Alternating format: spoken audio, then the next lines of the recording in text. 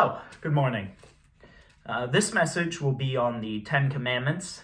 It's a message that kind of weighed on my heart the past couple weeks, and I just want to kind of go through them. We've heard the 10 Commandments a lot in our lives. Even if you're not a Christian, you've probably heard the 10 Commandments, or at least a few of them. And I want to just kind of go through them and maybe think of them on a more realistic thing of what that means for us. So, I'm 22 years old, but now let's imagine that I have not dedicated my life to God. Let's imagine that I am not a saved man.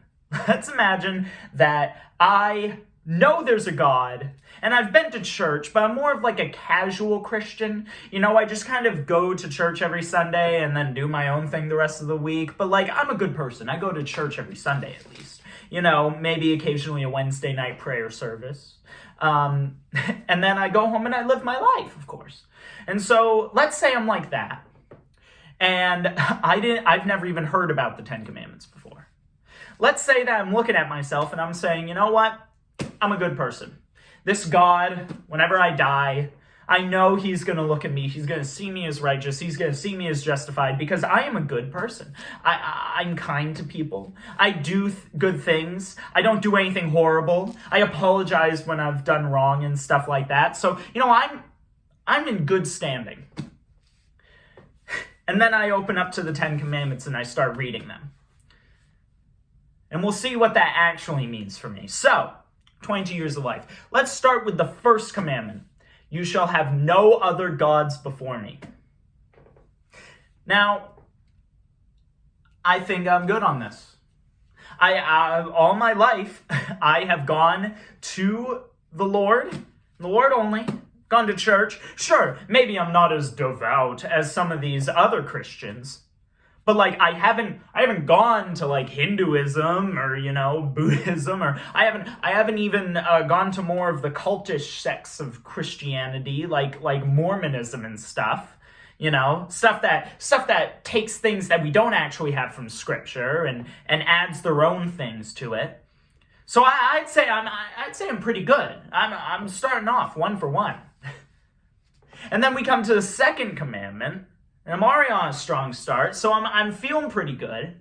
You shall make no idols. Okay, I can say, you know, the Bible specifically when it's talking about is any graven image, anything that man has fastened, or that you have fastened yourself in order to bow down to it, something that is either of heaven or of earth, and you are just using that as your God. You are using that to bow down to it. Well, I haven't done that. I'm 2 for 2. I haven't gone out of my way to fasten a graven image. I don't even have time to do that. Like, who has the time to make an image that they bow down to? I think we need to be very careful with just brushing aside these first 2 commandments. There's an old story about a man, an American man. He goes to China. And while he's there, in one of their big cities, there's a museum of world religions. And as he goes in there, he sees that they have a room for every single country on this earth. And each room is like a full wing of just the main religion of that country, whatever it is. And all the history of it, and all of like the historical context of it in that country. And he's curious. America's a melting pot. Who knows what the actual, like, what they think is the main religion? So he goes to it. And he goes to the American wing. And it's one room. It's a small room. And he walks in. And it's empty. There's nothing in there. But he looks again, and he realizes on the back wall, there's one framed picture. And he walks up to that picture, clearly confused. And framed in that picture frame is a $1 bill and an inscription on the bottom of that frame saying, "The American God." I think we need to be careful about brushing aside the first two commandments. Because we may say that we specifically haven't been worshiping other gods or fastening an idol in our image. But money makes the world go round. And stuff and possessions that we put so much stock into, emotionally, physically, spiritually. What's so much different from that? If you're preferring something over God, aren't you worshiping it over him? So yes, maybe I've not gone to any other religions. Maybe I haven't made any idols. But maybe I have put things above God. And in that way, I have actually broken 2 commandments right off the bat. You shall have no other gods before me. You shall make no idols. So now, I am standing there. And I'm realizing that I'm an idolater who goes astray to other false gods. But maybe things will pick up. Let's go to the 3rd commandment. You shall not take the name of God in vain. Or more specifically, you shall not take the name of the Lord thy God in vain. How many of us do this on a daily basis, even if it's just the text abbreviation of OMG? We know what we're saying. How many of us are constantly using substitute words like gosh, but we know what that's supposed to be? How many of us just outright don't care and say his name flippantly, using it as just a expounding word, using it as an emphasis for a sentence? I can say in 22 years of life, I have done that a couple times. Which means if I've done it once, doesn't matter how little I've done it, I have broken the law. So now, I have also taken the name of the Lord my God, the highest, most precious and holy name, and I've taken it in vain. I am not doing good, but we've got 7 other commandments. There's got to be something good.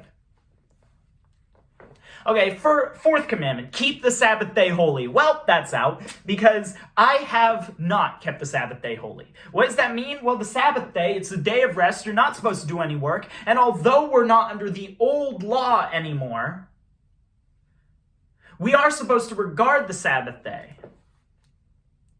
We're supposed to regard it as a day of rest, as a day of worship unto God. And I can say that in my 22 years of living, I have gone so far as to skip Sunday church to get an extra shift at work, to get more money, because I have put that money above God. And we're back to the first 2 commandments again. And so now I also haven't kept the Sabbath day holy. Well, that's 4 commandments broken. Not doing great. We're nearly halfway there, and I'm really in a bad spot. But here's the next one. Honor your father and mother. I can say in 22 years of living, like everyone else watching this video, I have not obeyed my mother and father every time. I have disobeyed them. I have not honored them before. And so I've broken half the commandments. I am now also a disobedient child. We go into commandment number 6. Thou shalt not kill. Everybody knows this one. Anybody, it doesn't even matter if you're the most atheist, whoever atheists, you know the commandment, thou shalt not kill. Finally, I'm in the clear. I have never killed anybody. I don't plan on killing anybody. I'm doing good. But then, Jesus tells us in Matthew chapter 5, verse 21 through 23. Let me read what he says about that commandment. Ye have heard that it was said by them of old time, Thou shalt not kill, and whosoever shall kill shall be in danger of the judgment. But I say unto you, that whosoever is angry with his brother without a cause shall be in danger of the judgment. And whosoever shall say to his brother, Raca, shall be in danger of the council. But whosoever shall say, Thou fool, shall be in danger of hellfire. So, Jesus is telling all these people and the Pharisees and everything, it's not just a physical issue. It's not just a follow the rules, but, inwardly you can do whatever you want. It's a heart issue. You cannot kill a person, but if you hate them without a cause, you're angry at them for no reason, you've killed them. You have committed murder in your heart. And I can say in 22 years of living, I've done that, so now I'm a murderer. Next one, no committing adultery. I can say I haven't done that. I have not committed adultery. It's a pretty, most of us would pretty much know if we've committed adultery, But then we look at Matthew chapter 5, verse 27 and 28. Jesus says, Ye have heard that it was said of them of old time, Thou shalt not commit adultery. But I say unto you that whosoever looketh on a woman to lust after her, hath committed adultery with her already in his heart. I can say in 22 years of living, I fit that description sometimes. I have absolutely, in 22 years of living, done this, as have every man that is watching this right now, and every woman that's watching this. It's a heart issue.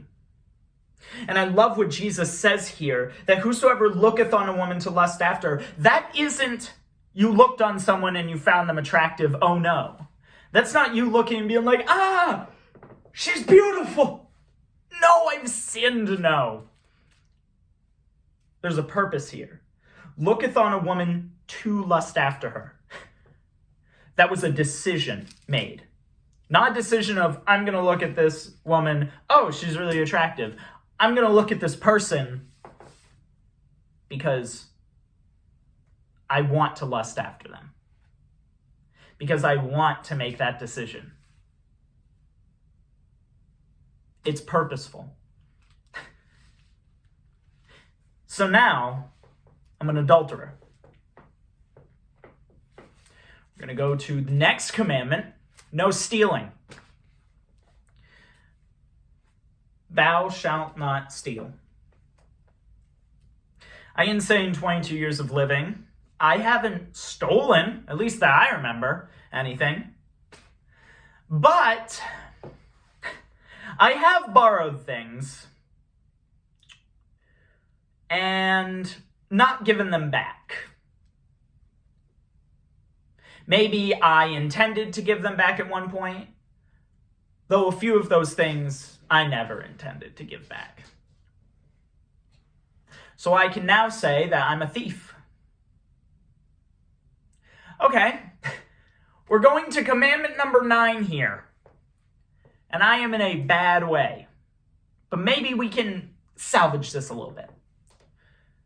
You shall not bear false witness against your neighbor. Have you ever been in trouble? Maybe as a little kid. You did something you shouldn't have done. You disobeyed your parents, so you've already broken the other commandment of honor your father and mother. And then you break another commandment. You blame it on your siblings or you blame it on someone else. You lie. Well, you've just broken the 9th commandment. You have bared false witness, and I can say in 22 years of living, I have done that. At least once. And even doing it once, It's as good as doing it 1,000 times because you still broke the law. So now I am a liar. And finally, the final commandment. The commandment that I wish the Pharisees and the scribes and all these people who were so justified in their own hearts because they followed the law and were shocked when Jesus came in and told them you weren't following the law in your heart, so you are still breaking it. And they were shocked. If they had read the 10th commandment and they had thought about it for more than half a second, they would have maybe been a little bit humbled. Because the 10th commandment says, you shall not covet. What is coveting? Coveting is desiring something that's not yours, desiring to take something that isn't yours. In other words, you haven't stolen, but you've committed thievery in your heart. That's the 10th commandment. That could be anything. From a person's laptop to someone's spouse, someone's family, their house, their pets. It doesn't matter what it is. It is a heart issue. And that commandment, that last and final commandment, that 10th beautiful commandment, is a slap in the face to anyone who thinks if I just follow the law. Because once they come to that 10th commandment, even if they followed all 9 of the previous ones perfectly, they come to that 10th commandment and everything starts to unravel because they realize it has to do with my heart as well. And I can say in 22 years of living, I have coveted. So now I have a big problem. I thought I was good, but then when I go stand before God as he judges me, he's going to see, not a righteous man, he is going to see a idolater who strays to other gods. And even when he's with his regular God, even when he's with the true God, he takes his name in vain. He defiles the Sabbath day, and he's disobedient to his mother and father. He's a murderer, an adulterer, he's a thief, and a liar. And above all, in his heart, he's filled with covetousness. And I'm in trouble. Because a just, righteous, holy God cannot look at the filth in front of him and say, you're good. He is truth. He is righteousness. He is just. He is the judge.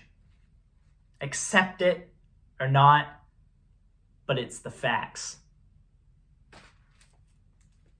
So I'm standing there, about to be judged.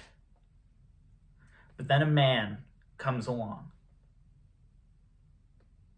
A man named Jesus Christ, who is also the Son of God and fully man. The law was meant to point us to Jesus because it was meant to show us that we couldn't possibly achieve the standard that God has set forth. We need somebody to do it for us, and Jesus came to fulfill the law. And he did. And he died on that cross, and he did a perfect sacrifice for us. And by his sacrifice, we are granted righteous when we were filth. All our good works to him to get into heaven are as filthy rags. But he took that punishment that was due to me standing there, breaking all 10 of those commandments. And he stepped in front and said, Father, slay me.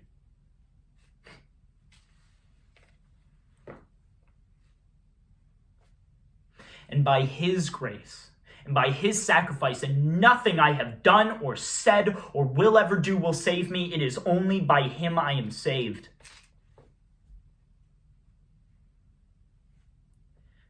And so, he takes the punishment, and the just God is satisfied. I want to go to one last verse. James 2:10. For whosoever shall keep the whole law, yet offend in one point, he is guilty of all.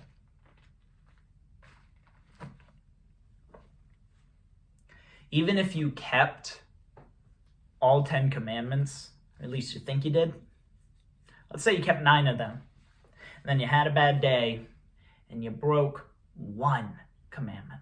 In a tiny way, too. Like, you're stealing. But you, stole a piece of gum or something like that. You know, maybe you stole $1 or $2 out of your mom's purse. Nothing that she would realize, of course, but you've offended the law in one point, and thus you are guilty of all. Because suddenly, you have stolen, which means that you've broken the commandment, no stealing. But to steal, you wanted that money. You wanted that money that wasn't yours. So you've coveted, meaning you've broken the 10th commandment as well. And if you've broken the 10th commandment and you've stole, what's to stop you from lying about it and bearing false witness? What's to stop you from hating your mom after she punishes you for it and becoming a murderer?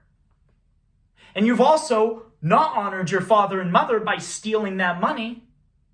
So you're guilty of that as well. It just snowballs. If you've offended the law in one point, you are guilty of all. And we have all offended the law in many points. And